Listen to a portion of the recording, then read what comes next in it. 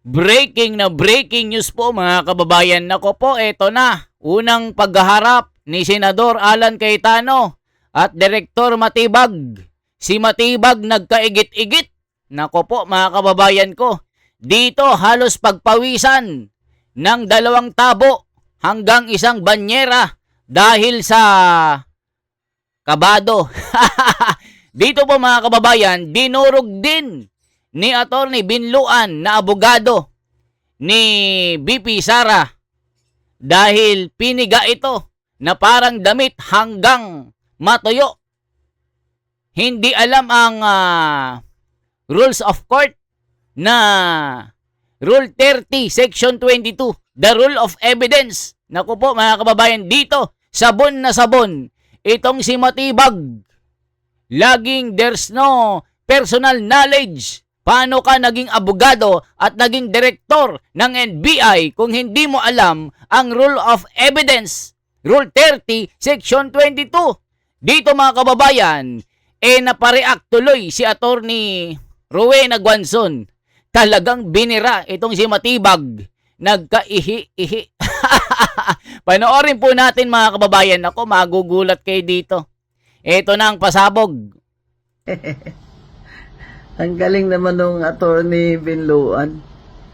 Ano kaya yan ng friend ko na si Atty. Rolly Binluan? Kamag-anak kaya? Ang galing ah. Sabi niya, you're a lawyer, are you not? Kay Matibag. Yes. Oh. What is Rule 130? Section 22. Di alam ni Matibag ang sagot. Ayun mga kababayan, Rule 130 pala yon, Section 22. Rule 130, Section 22. Rules on Evidence, the applicable provision. Section 22, testimony confined to personal knowledge. Meron kang sariling knowledge. Yung alam mo talaga, hindi chismis at hindi hearsay. Dito mga kababayan, sinabi rin ni Matibag na ang hearsay daw ay hindi chismis, hindi ginagamit daw ng korte yon. Nako po mga kababayan. Ito po, a witness can testify only to those facts which he or she knows of his her personal knowledge, that is which are derived from his or own perception. A witness may testify only about matters they personally saw. Yung nakita mo, heard or experience, yung narinig mo ng 2 tenga mo, hindi chismis na sinabi ni Marites. Testimony based on rumors, hearsay, or what another person merely told the witness is generally unadmissible unless it falls under a recognized exception to the hearsay rule. Chismis lang ito. Nako po, yari ito na. Abay, dapat pag NBI director ka, memorize mo na yung rules on evidence. Grabe talaga, grabe talaga. So sa kabila po ng pagtestigo po ninyo ngayong araw, inaamin nyo ba na wala kayong personal na kaalaman sa nangyaring investigation starting November 23, 2024? Malinaw naman po yun at ang korte po ay can take judicial notice of the fact na hindi pa po ako NBI director ng panahon na yun. So you're confirming that you do not have personal knowledge because you were only appointed as NBA director a year later or on February 20, Your Honor, ask and 2026, answer correct? question. I haven't even asked that question, Your Honor. Kindly let counsel finish. So again, I will repeat. So the reason for this is that because you became NBI director only a year later or on February 20, 2026, correct? Tama po. All right. Okay. So prior to February 20, 2026, you do not have any personal knowledge of any investigation, correct? Nababasa ko lang po sa balita mga pangyayari. Which is not personal knowledge, correct? Well, yun lang po yung knowledge natin. You're a lawyer, correct? Tama po, 29 years. 29 years. Can you recall Rule 130, Section 22 of the Rules of Evidence? Can you refresh me, sir? Okay, I will Because you have a gladly copy. refresh you, of course. I have here a copy of Rule 130, Section 22 of the Rules of Evidence, and I'll read it. Please read with me, Director Matibag. Testimony confined to personal knowledge. A witness can testify only to those facts which he or she knows of his or her personal knowledge, that is, which are derived from his or her own perception. Can you recall that rule now? Ayan po, nababasa ko po ngayon. Okay, you Tama can po. read it. Again, based on this rule, a witness can only testify based on his personal knowledge, correct? Tama po, pero Alright. meron po mga exceptions sa rule na Alright, yan. okay. If not based on personal knowledge, then that is hearsay, correct? But it's not an absolute rule po dahil may exceptions nga po. Okay, now, I'm trying to look for the Filipino term for hearsay. Ano ba yung hearsay sa Tagalog? Sabi-sabi or chismis? Is that a fair translation? What is a fair translation to you of hearsay? Hindi ko po alam kung anong translation dito sa Tagalog. Okay, so I'll just use my own translation, chismis. Anyway, at any rate, kung wala kang personal knowledge, chismis lang yon, tama?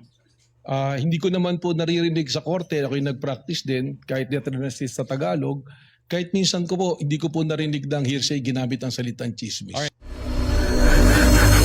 Ayan mga kababayan ko. Ayon daw sa kanya, nag-practice din siya ng lawyer. Yung salitang chismis daw at hearsay ay hindi ginagamit sa korte. Anong sinasabi sa Rule 130 Rule 130 Section 22? Di ba mga kababayan ko? Ayan no, testimony confined personal knowledge.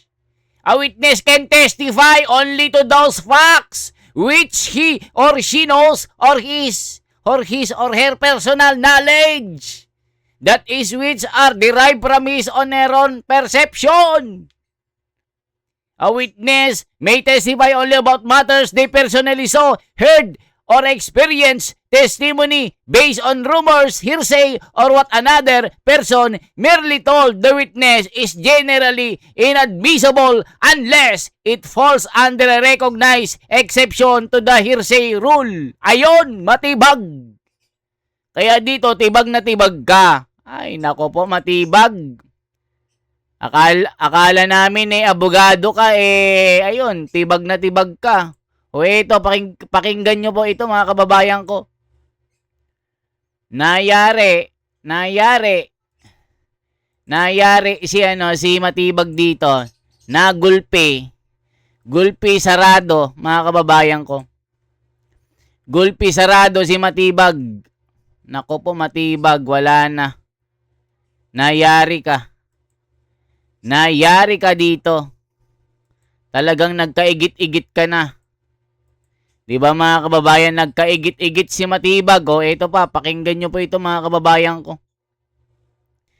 Pakinggan nyo po ito si matibag, isa pa. Para maano nyo na nagkaigit-igit talaga ito. Ito po, talagang hindi nyo maano ito.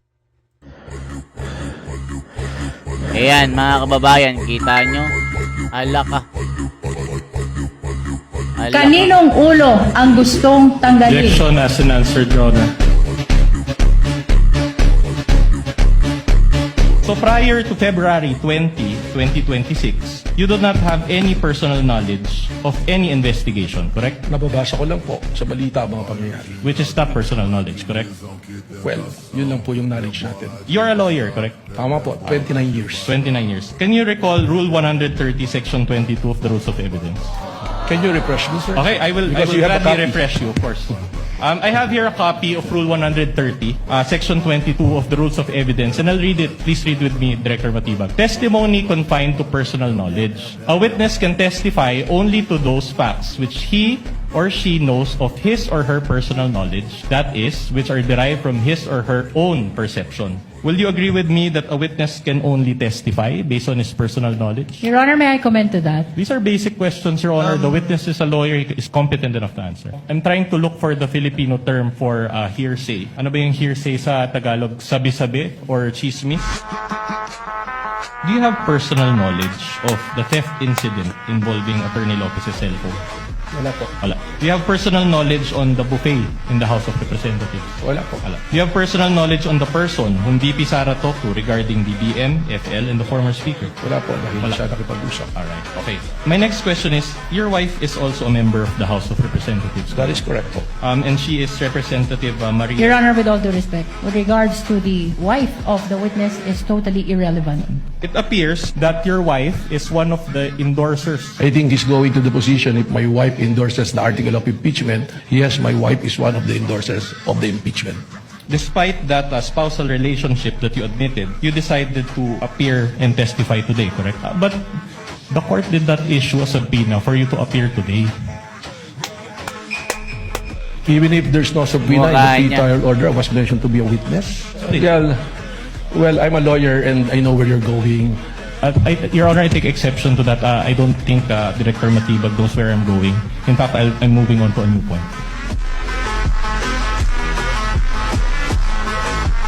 Nagkapawis-pawis. Nagkapawis-pawis. Hala ka. Mga kababayan, naku po, grabe, makakatalino yung hearing na to. Wala ako interes sa ganito, pero dahil sa mga korap na admin ngayon, grabe lupit ng depensa team ni Sara, bloodbath talaga. Natatawa talaga ako. Mga tingin pa lang ng depensa, nagkaigit-igit na. Naku po, mga kababayan ko, dito yung makikita na talagang yari si Matibag. Tignan nyo po ito kay Matibag versus Senator Cayetano. Tignan nyo po mga kababayan, paano magkaigit-igit din si Matibag. Paano ginawang mani-mani lang. Tignan nyo mga kababayan paano gisahin ni Cayetano itong si Matibag na ito. Yung Rule 130, Section 22 ng Rules of Evidence, wala na. Nagkaigit-igit na. Hindi alam ni Matibag. Paano ka naging NBI director niyan? Dapat memorize mo yan. 'Di ba? O mga kababayan, dapat memorize si Matibag yan. O ngayon, nagulpi sarado siya ng abogado ni Sara. 'Di ba mga kababayan ko? O ngayon, wala siyang masabi. Igit-igit lang yung nangyari mga kababayan ko. Tignan nyo mga kababayan ko ito pa. Para malaman yung katotohanan. Paano nawala yung angas si Matibag dito. O kita nyo, pag sa labas ang angas. Pero dito, ayun, kinain lang ito. Tignan po natin mga kababayan. Ito po. Senator Judge Cayetano may proceed with his interjections. He has 2 minutes. You may proceed, sir, when you're ready. Good afternoon, Mr. Witness, Director, Attorney Matibag, schoolmate. Good afternoon, sir, Your Honor. Yeah, just on that point ni Senator Bam, I understand as a law enforcer, as an investigator, you have to take all threats seriously. I'll ask you the same questions I asked the two NBI officers, and I do understand they were not under your supervision during that time dahil dun pa sila kay Director Santiago, no? I won't ask all the questions, but you did review the whole video or just the portions relevant to the statement of the Vice President na no joke, yung November 23. Your Honor, napanood ko po yung video, but you're correct. I focus mainly on the issue that is being So undertaken. simple question, paano naging process kung anong parts ng video at ng statement niya ang paniniwalaan mo or ng task force? So it's not personal. I mean, if you were in the task force or as you said, you created the task force, now at duty nyo yung safety ng high government officials, anong process nyo kung anong parts ng video ang paniniwalaan nyo at hindi? Ng statements niya, what I meant. Well, ang ginawa po natin dyan, doon po mismo sa konteksto ng kanyang sinabi na humanap siya ng papatay at inutos niya na papatayin ang 3 individual at yun po ay pumayag yung papatay at sinabi pa niya no joke, doon pa lamang po ay pong nakita yung pong ating hinahanap po na mga pwede niyang pananagutan po sa batas. Well, as an appointee of this government, as a lawyer, as an NBI director, I see your point and I get that. But what I meant is that before that statement, sabi kasi niya, kung papatayin ako, I mean, the record will bear out naman yung eksaktong sinabi niya. No? So this is my paraphrase. But ang pagkaintindi ko sa sinabi niya, kung papatayin ako, eto yung 3 papatayin mo. And ang impression ko, pinagbibintangan niya yung 3 na may plot against her. So, yun ang tanong ko dun sa two previous NBI directors. If you're gonna believe that she contracted or talked to, may kausap, no? Siya, if you're gonna believe that may kausap siya at papapatay yung tatlo, will you not believe the previous nung sinabi niyang kung ako naman ang papatayan? Hindi po ganon, sapagkat ang tinignan na nga po natin ay yung kanyang mismong pagbabanta. At sa amin po, sa ngayon, yung aking pong task force na nag-iimbestiga, ay malinaw po na ang tinitingnan ay kung ano na ang nangyari dahil doon sa pagbabanta. Okay. At sinasabi nga po namin, dahil po doon sa pagbabanta, ito po ay umabot na, doon na po sa level na ang national security nataya na po, na kompromiso na. Sapagkat marami na pong lumalabas, tuloy-tuloy na pagbabanta. So doon na po natin ito tinitingnan. In the same video, she mentioned massive corruption. But wala pa dyan kasi yung kayo speech at flood control investigation. So, same question, Director. Naintindihan ko, yun yung pinaniwalaan nyo. May kausap siya, no joke, no joke. Pero ang question ko, paano yung proseso nyo or anong naging thinking nyo na etong papapatay yung presidente, pinaniniwalaan ko, pero etong siya ang papatayin, hindi ko paniniwalaan, at etong graft and corruption, hindi ko rin paniniwalaan. What's the process there? Well, ang proseso po dyan ay tinignan naman natin doon po sa pagbabanta niya, kung sa grave threat po yung pag-uusapan natin, alam naman po natin na yung threat na yan is absolute dahil nandoon naman po yung elemento eh. Doon naman po sa sinasabi namin na tuloy-tuloy na pag-iimbestiga dahil ito nga po ay umabot na sa level lang na naapektuhan ng national security, we take into context yung mismong sinabi niya, meron siyang kinausap at yung kanyang kinausap ay pumayag.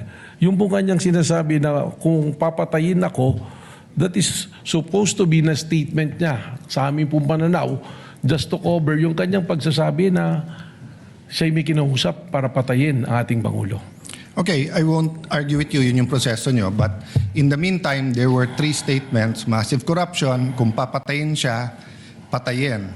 So, focusing dun sa patayin yung tatlo kung papatayin siya, in the meantime, tumutuo yung yung massive corruption lumabas afterwards, di ba? So, just one other point, at the beginning of the prosecution's questions to you, and I think the defense had a question about what can you investigate. Can you repeat your answer? Itchy brushes ruining your Nako, makeup. mga kababayan ko, dito, nako, magkaigit-igit na naman si Matibag dito. Hindi naman makasagot-sagot.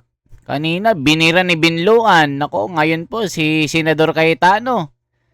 Nako, yung mukha, hindi na ma-drawing, mga kababayan, kabadong-kabado. NBI, as the NBI director and the NBI can investigate, did you say all crimes or yung mga Lahat po ng mga pumapasok sa amin na mga krimen ay amin pong pwedeng imbestigahan, mutu proprio.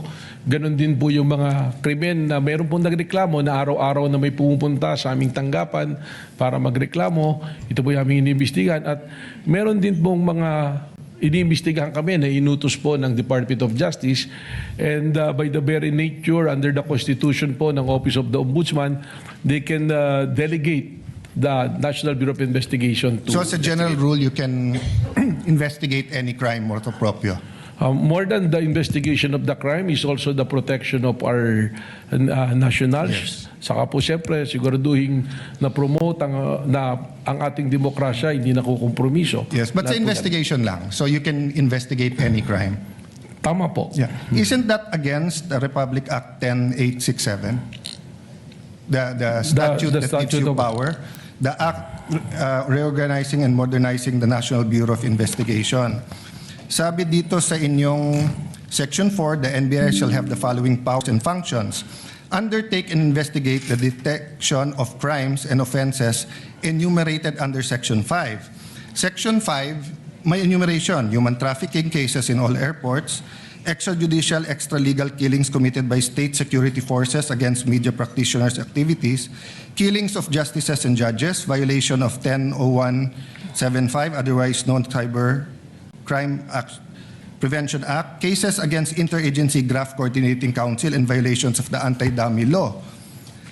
Tapos, cases involving threats, security assaults against persons of the President, Vice President, Senate President, Speaker of the House, Chief Justices. Walang congressman, senators, unlike judges lahat. Transnational crimes pursuant to existing international agreements, identification of dead victims in case of mass fatalities, incidents caused by natural disaster, and violation of commercial, economic, financial, white-collar crimes, nakadyan yung law. So, exclusive yung enumeration. Then, provided, however, if that the President or Secretary of Justice may direct the NBI to undertake investigation of any crime when public interest so requires. So, hindi ba limited ang pwede niyong imbestigahan except that ang DOJ at President ang pwede mag-atas? That's my last question. Yes. Kindly wind up. Well, Witness may answer. Yes. Yung pong ating listahan na yan, tama po, nandiyan dyan. Subalit, hindi naman po sinasabi na nalilimita dyan ang aming pong pag-iimbestiga.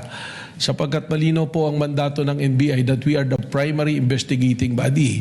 Yun lamang nga po, merong mga kaso, kung ito po ay bumagsak na sa jurisdiction halimbawa ng PNP na kanilang iniimbestigahan, we can still help and coordinate at the same way na kung kami po ay nag-iimbestiga at ang PNP pwede rin pong tumulong Well, po sa amin. Director, if that's your interpretation, that goes against what they taught us in law school, na pag exclusive yung enumeration, you cannot add. And at the end of the enumeration of Section 5, nakalagay nga dito, however, the President and the Secretary of Justice may direct you to undertake investigations of any crime. Why do they have to say any crime if you can do it any crime? If you can investigate any crime after all? It seems that you're expanding your jurisdiction by yourself. Well, we'll be doing po yan sapagkat we have also our primary role to make sure that law and order is being promoted through the NBI din po. Senator Cayetano can avail of the second round. Later or tomorrow, since I believe Attorney Matibag, Director Matibag, forgive me. Ayan mga kababayan ko, lusaw na lusaw si Matibag dito. Kaya mag-comment po kayo, mag-share at mag-subscribe. At shoutout po sa mga kababayan natin na tuloy-tuloy na nanonood. Kaya Needless. Ayan, magandang umaga po, Sir Esme TV ko, The Wonders Philippines. Sana hindi fake news. Hindi yan fake news. Rosalia, ayan, dapat lang matuwa. Lahat ako natutuwa watching from Florida. Florida, USA o Blanca. Ayan, at kay Gaspar Beltran, kay Mirna Aura, at kay Ma'am Mirna, or sino po ito? Ma'am Look Isip, salamat po sa inyo. At tuloy-tuloy po tayo. Ayan po. Rosalia, salamat po. Mabuhay at sana i-share nyo po ito. Anong masasabi nyo dito kay Matibag? Gisang-gisa, no? Naging champurado, naging binilad na munggo. Okay po, mabuhay po mga kababayan. Makikita nyo talaga na chismis at hearsay lang talaga. Pati Rule 130, Section 122, hindi alam ni Matibag. Okay, kaya wala, palyado, sablay dado. Salamat po.